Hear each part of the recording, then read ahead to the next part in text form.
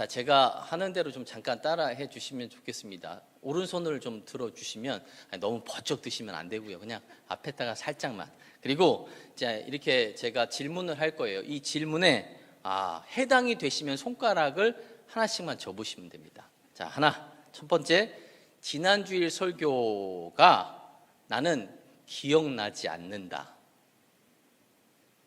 아니, 눈치 보지 마세요. 뭐 이거 시험 뭐 이렇게 하는 거 아니니까. 또 예배 때 은혜 받은 후에 집에 가서 남편이나 혹은 아내 그리고 가족들과 싸운 적이 있다. 나는 예배 때 너무 은혜를 받고 헌금을 했는데 나중에 그 헌금이 너무 아까운 적이 있다. 자, 내가 예배 때 받은 은혜의 말씀이 나를 너무 찔리는 말씀으로 이렇게 확 와닿았는데 그 은혜의 말씀을 받은 후에 이건 내가 받는 게 아니라 내 남편이 받거나 내 주변에 있는 사람이 받아야 되는데 라고 생각한 적이 있다. 자, 아직도 손가락이 남으신 분들을 위해서 제 마지막 질문. 자, 주님, 나는 주님께 묻지 않고 내 마음대로 했다가 낭패 본 적이 있다. 자, 하나도 안 접으신 분은 없으시죠? 하나라도 접으시겠지. 저도 한 두세 개는 접었는데 여러분들은 한두 개는 접으시겠죠. 자, 오늘 이 질문은요, 은혜에 관련된 질문이었습니다. 우리가 믿음의 사람으로 은혜가 아니면 살 수가 없는데 우리는 생각보다 그 은혜를 너무 가볍게 여기는 경우가 있다는 것이죠. 받은 바 은혜를 생각하면 너무 많은데 그것을 너무 가볍게 여기다 보면, 또 삶에 찌들어서 고난 가운데 있다 보면 우리도 모르게 너무 작았기 때문에 그 은혜를 잃어버릴 때가 많다는 것입니다. 젊은이 예배 때 했던 예화 가운데 하나이지만 이 정태기 교수님께서 쓰신 당신은 혼자가 아닙니다 라는 책을 보면 거기에 나병 환자에 대한 이야기들이 적혀져 있습니다. 이 정태기 교수님께서 세상 가운데서의 삶을 살다 보니까 이 세상에서 찾아오는 분노가 막 마음 가운데 굉장히 많이 쌓이더라는 거죠. 그래서 이 신앙이 흔들리는 그런 상황 가운데 놓일 때가 있었답니다. 그때 이러면 안 되겠다 라는 생각을 가지고 소록도 나병 환자촌으로 찾아갔습니다. 거기에 가서 예배를 드리고 이제 통성으로 기도하는 시간이 있어서 기도를 하려고 하는데 기도가 되지를 않는 거죠. 이 말문이 열리지가 않는 겁니다. 그렇게 한참 동안 고생을 하고 있는데 뒤에서 어떤 분이 기도를 하는데 그냥 자신의 가슴을 후벼 파는 그런 내용이더라는 거예요. 아주 짧습니다. 그 내용이 이렇습니다. 하나님 참 감사합니다.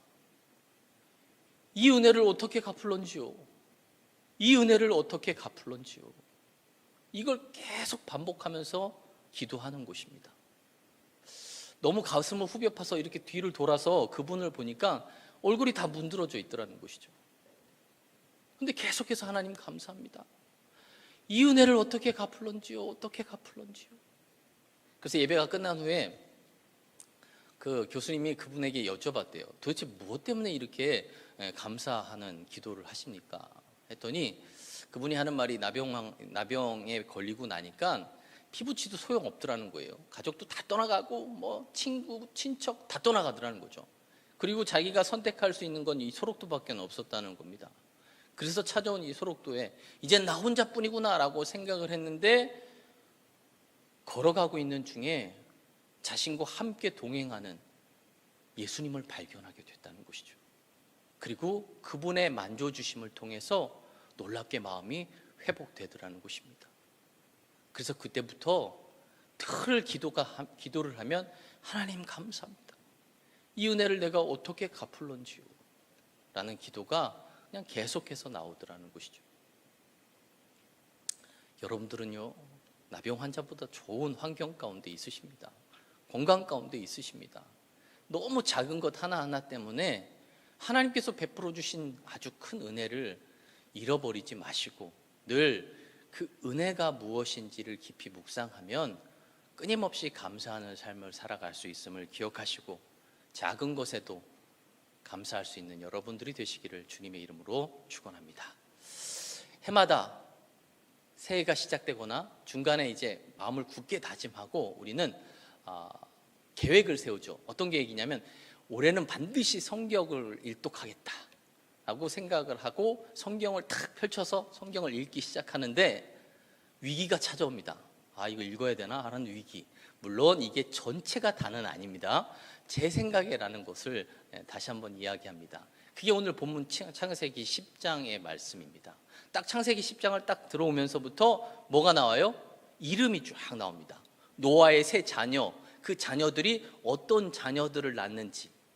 거기서 야벳의 자녀는 뭐 후손이 14명, 또 함의 자손은 후손이 30명, 그리고 셈의 자손은 후손이 26명. 합이 이 70명의 이름이 여기 쭉 나열이 됩니다. 그러면 뭐 진짜 뭐 듣도 보도 못한 이름을 막 보다 보면 쉽사리 성경을 내려놓을 때가 있고 그냥 2장은 넘어가자 하고 넘어갈 때가 있습니다.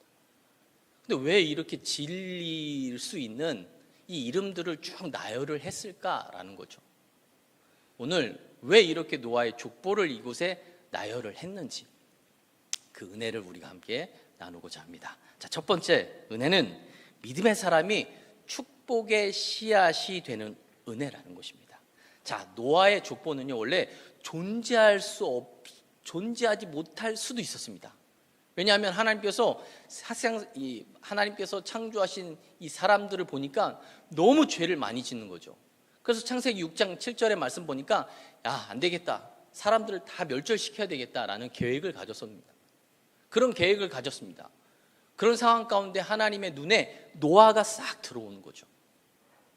6장 9절에 보니까 노아는 의인이요 당대의 완전한 자라고 오늘 하나님은요 노아를 설명해 주고 있는데, 물론 세상에 의인은 하나도 없다고 로마서에서 이야기한 것처럼 그런 의인이라는 부분들이 아니라 하나님이 보시기에 세상에 있는 사람들과 다른 생각과 다른 행동들을 하는 그 노아를 오늘 당대의 의인이고 완전한 사람이라고 평가를 하고 있다는 것입니다.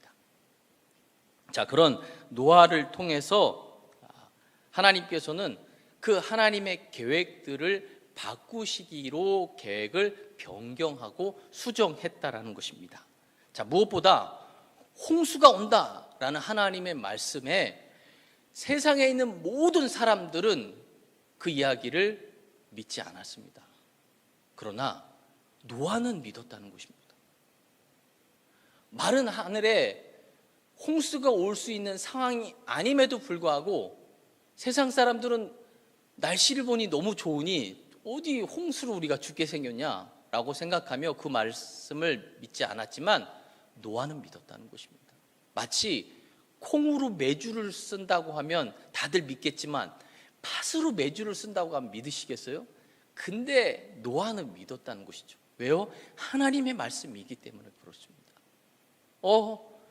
노아는 믿네? 노아는 다르네.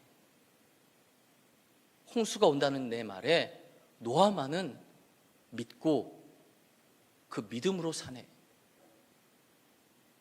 이 노아의 모습이 하나님의 계획을 변경시켰다는 것입니다. 하나님은 이 노아 때문에 인류의 멸망을 계획을 바꾸셨고 또 노아를 새로운 인류의 유일한 씨앗으로 남기시려고 노아에게 방주를 만들라고 주문을 하셨습니다. 그 덕택에 노아의 족보가 오늘 이 창세기 10장에 기록이 될 수 있었다는 것이죠.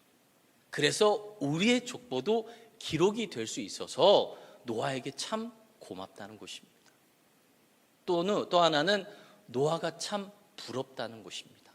왜 부러울까요? 노아를 통해서 하나님의 계획을 변경한 것 자체가 너무나도 부럽다는 것이죠. 또한 노아를 통해서 홍수를 피할 방주를 만들라고 명령하신 후에 무려 120년 동안 하나님의 계획을 연기시킨 것 그 자체가 너무 부럽다는 것입니다. 그러면서 저는 이런 상상을 해봅니다. 만약에 세상 가운데 딱 한 사람만을 남기고 모두가 다 죽어야 된다면 과연 어떤 사람 한 사람을 남길 것인가? 그렇다면 우리가 생각할 땐 최고의 지식 아니면 예술인 아니면 문화인 아니면 뭐 엄청난 부를 가진 사람 뭐 이렇게 생각할 거잖아요. 근데 하나님은 그렇지 않았습니다. 부도 지식도 아니었습니다. 오직 하나님의 말씀에 순종했던 노아, 그 노아 한 사람을 선택해서 다시 새로운 족보들을 만들어 갔다는 것입니다. 그래서 오히려 저희에게 희망이 되고 소망이 된다는 것이죠. 우리도 노아처럼 될 수 있지 않을까라는 생각을 갖게 된다는 것입니다. 여러분이 노아처럼 가정을 살리고 새롭게 할 축복의 종자 씨앗이 되는 거룩한 꿈을 여러분들도 꾸시기를 간절히 소망합니다. 야, 하나님이 우리를 보시면서 야, 너는 다르네? 너는 저 사람들과 완전히 다른데? 넌 내 말을 믿는구나. 넌 말이 통하는구나. 라고 우리를 평가할 수 있는 그런 믿음을 가지시고 나아갈 수 있는 여러분들의 삶이 되셔서 나 때문에 우리 가정이, 나 때문에 우리 교회가, 나 때문에 우리 지역이 회복되고 또 다시금 치유되는 그 놀라운 역사들이 나로 인해서 시작될 수 있는 그런 삶이 되시기를 주님의 이름으로 축원합니다. 두 번째로 우리가 볼 수 있는 은혜는 신실하신 하나님을 만나는 은혜입니다.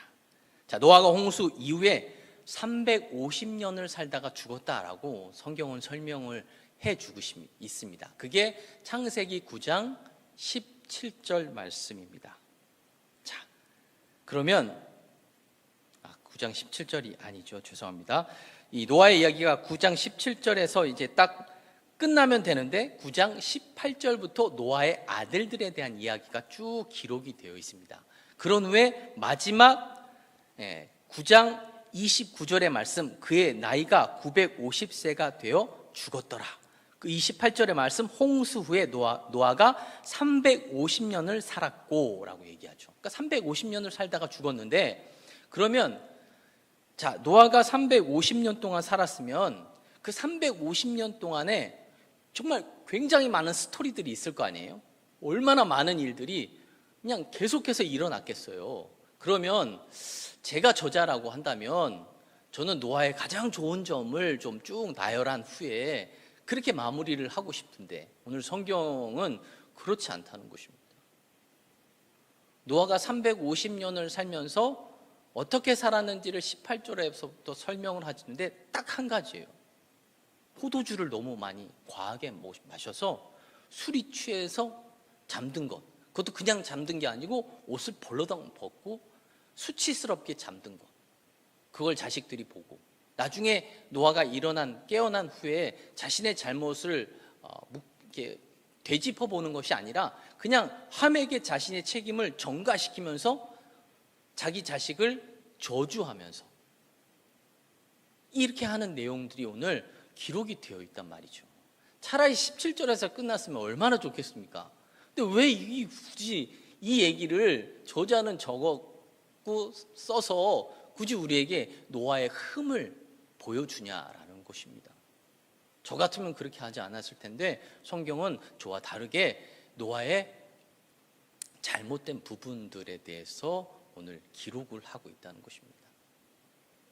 그런데 이 기록으로 끝마쳐지지 않고 10장 오늘 본문의 1절부터 시작해서 쭉 32절까지 노아의 족보를 기록을 하고 있다는 것입니다. 이 족보가 어느 자리에 있는지가 은혜의 포인트라는 것이죠. 그렇게 노아가 잘못된 삶을 살았음에도 불구하고 하나님은 그 노아의 가정을 버리시거나 멸절시키시지 않으시고 흥왕하게 만드셨다는 겁니다. 대대로 많은 자식들을 낳으면서 그 가문이 축복을 받았다는 내용을 오늘 바로 그 다음에 기록을 하고 있다는 것입니다. 왜 그랬을까요? 그럼에도 불구하고 노아는 세상 사람들과 달랐다는 것입니다. 하나님이 보실 때에 그나마 세상 사람들과는 다르고 구별된 삶을 살았다는 것입니다. 자, 오늘 노아를 통해서 홍수를 만들어서 모든 인간의 생명들부터 시작해서 전부의 생명을 다 멸절시키셨죠. 그런 후 노아를 통해서 다시금 생명을 이어가는 그런 모습들을 우리가 성경을 통해서 볼 수 있는데, 그러시면서 하나님은 노아하고 약속을 합니다. 내가 다시는 홍수로 인해서 사람들을 멸절시키지 않겠다. 그리고 그 약속으로 무지개를 설명하고 있습니다. 내가 무지개를 보면서 내가 아무리 화가 나고 아무리 멸절시키고 싶은 마음이 생겨도 내가 무지개를 보면서 다시는 이와 같은 인간을 멸절시키는 일을 하지 않겠다 라고 약속을 했다는 것이죠. 그 하나님의 그 약속이 오늘 답이라는 것입니다. 또한 하나님께서 노아를 선택하시고 노아를 통해서 노아 방주를 만드시고 생명을 유지하면서 뭐라고 얘기했냐면, 너는 생육하고 번성하라 라고 말씀하셨습니다. 그 말씀은 무려 3번이나 반복해서 했다는 거죠. 8장 17절, 9장 1절, 그리고 7절의 말씀, 땅에서 생육하고 땅에서 번성하라. 이것도 하나님의 약속의 말씀이라는 것입니다. 그 약속의 말씀을 지키기 위해서 때로는 노아가 하나님을 실망시키는 행동을 했을지라도, 하나님의 뜻에 어긋나는 삶을 살았을지라도 그 약속의 말씀을 붙들고 하나님은 참고 또 참았다는 것입니다. 그리고 결국 노아의 가문을 이렇게 크고 번성하게 만들었다는 것이죠.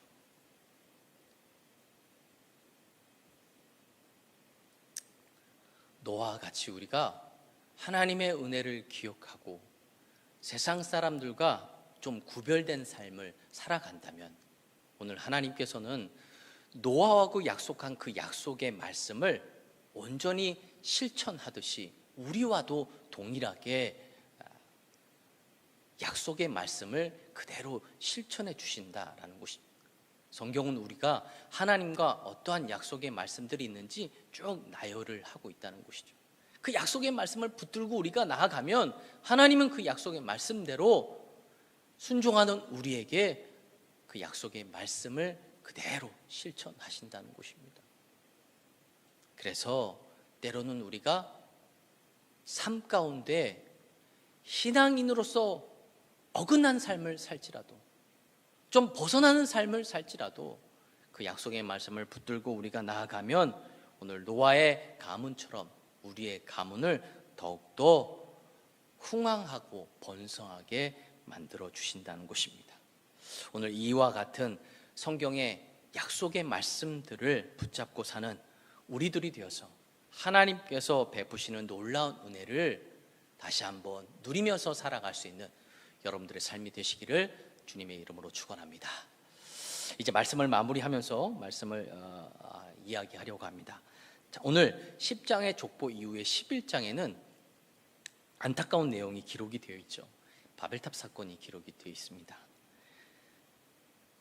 11장 4절의 말씀 보면, 탑 꼭대기를 하늘에 닿게 하여 우리 이름을 내고 온 지면에서 흩어짐을 면하자 말씀하죠. 하나님의 약속의 말씀을 믿지 않고 또 이런 홍수로 인해서 자신들에게 죽음이라는 것이 찾아오면 어떡하냐, 그러면 안 된다라는 마음을 가지고 탑을 쌓기 시작한 겁니다. 아무리 홍수가 많이 나올지라도 우리가 흩어지지 않도록 그런 탑을 쌓는 그 사람들에게 하나님께서는 찾아오시고, 그리고 언어를 바꾸셔서 서로가 서로의 말을 알아듣지 못하도록 만드심으로 말미암아 온 지면의 사람들을 다 흩으셨습니다. 그리고 난 후에 11장 10절 말씀부터 시작해서 어떤 게 나오냐면 셈의 족보가 다시금 등장을 하게 됩니다. 원래 10장 21절에 셈의 족보는 나왔습니다, 이미. 그런데 11장 10절부터 셈의 족보를 다시금 이야기하고 있습니다. 다시 강조하듯이 이야기하는 것이죠. 그런데 10장에 있는 이 족보를 이야기하는 것과 11장 10절부터 나오는 족보는 방식이 좀 다릅니다. 누가 누구를, 10장은 누가 누구를 낳고 누가 누구를 낳고 누가 누구를 낳았다고 했다면 11장에서는 얘기 말씀처럼 셈의 족보는 이러하니라. 셈은 100세 곧 홍수 후 2년을 아르박삿을 낳고 아르박삿을 낳은 해 500년을 지내며 자녀를 낳았으며 아르박삿은 35세에 셀라를 낳고, 계속 읽으시면 그러니까 이렇게 누가 누구를 낳고 몇 세까지 살았다고 아주 세세하게 기록을 하고 있다는 것입니다. 우리는 다 믿음의 자손들이고 믿음의 사람들입니다. 그런데 하나님은 모두에게 관심이 다 있지만 그 가운데서도 특별히 관심을 갖는 사람들이 있다는 것을 오늘 다시 셈의 족보를 통해서 우리는 알 수 있다는 것이죠. 내가 믿음으로 사는 것도 중요하지만 믿음의 가문을 만드는 것은 너무나도 중요하다는 것입니다.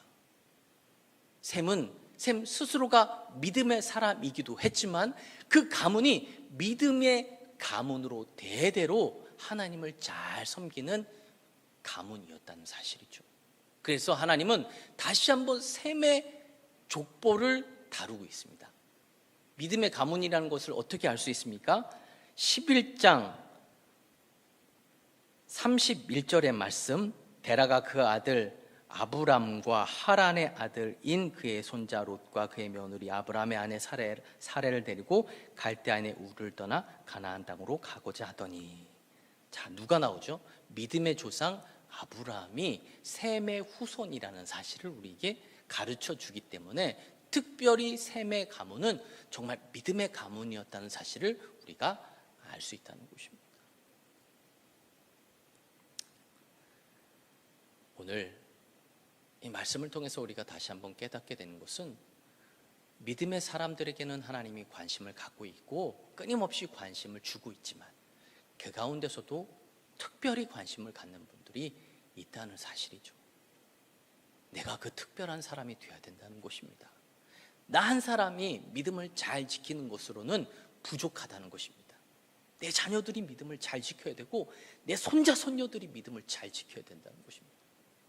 그것이 나를 통해서 이루어진다는 사실, 그 사실을 다시 한번 기억하시고 어렵고 힘든 상황 가운데, 우리에게 찾아오는 고난과 역경 가운데 너무 힘들어서 모든 걸 다 포기하고 싶을 때에도 나를 세밀하게 아시는 그 하나님이 있다는 사실을 우리가 다시 한번 기억하시고 그 하나님이 베풀어 주시는 은혜를 잊지 않고 또다시 곱씹으면서 내가 하나님께 더 좋은 믿음의 사람이 되고 내 가정이 더 좋은 믿음의 가문이 될 수 있도록 최선을 다해 하나님을 잘 섬기게 되면 결국 우리의 가정이 은혜를 받고 믿음의 가문이 될 수 있음을 다시 한번 기억하시고 오늘 하나님께서 이 족보를 통해서 베푸시는 은혜가 무엇인지 깊이 묵상하시면서 우리의 은혜를 돌아보는 귀하고 복된 시간이 되시기를 주님의 이름으로 축원합니다. 기도하겠습니다. 하나님 아버지 감사합니다. 세상 가운데서 끊임없이 고난과 역경이 우리에게 찾아올 때 우리는 여전히 그 고난과 역경 가운데 불평과 원망을 붙잡고 살아갈 때가 많습니다. 하나님께서 베풀어 주신 은혜가 얼마나 많은데 그 원망과 불평이 우리의 은혜를 잃어버리게 만드는 경우가 참으로 많습니다. 오늘 노아의 족보를 통해서 다시 한번 하나님의 은혜를 기억하게 하시고 그 은혜 가운데 하나님께서 베풀어 주신 그 은혜 하나하나가 얼마나 귀하고 값진지 다시 한번 생각하며 우리 한 사람 한 사람이 믿음의 가문을 만들기 위해 최선을 다하는 삶을 살아갈 수 있도록 인도하여 주시옵소서.